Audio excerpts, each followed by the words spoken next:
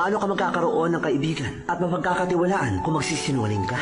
Tandaan mo, kasinungalingan ang magiging hadlang upang makita mo ang sarili mo. Wala kang mapapala kung iuugnay mo ang sarili mo sa isang bagay na inaakala mong malaki ang kabuluhan para sa'yo at makakatulong sa buhay mo. Huling beses ko na itong sasabihin. Huwag mong hahayaang mabulag ka sa mga kasinungalingan. Ang isang taong hindi magawang tanggapin ang sarili ay nakatakdang mabigo. Unang-una sa lahat, kailangan mong tanggapin ng buo ang tunay mong pagkatao at yung sino ka talaga. Dahil doon, hindi mo na kailangan magsinungaling sa sarili mo at sa ibang tao. Sa iyo o sa akin. Paano ka magkakaroon ng kaibigan? Siguro nga, wala naman talagang perpektong nilalang na nabubuhay ngayon sa mundo. Minsan kung sino pang hindi magkasundo, sila pala ang kailangan magtulungan.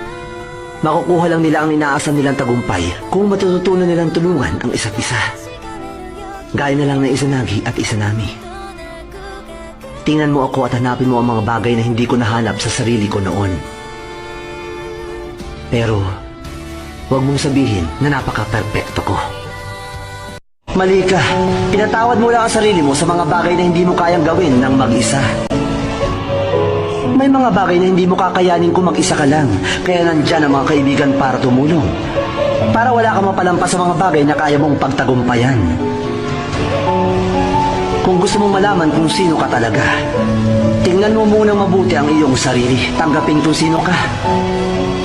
Nabigo akong gawin yun. Nagsinungaling ako sa lahat.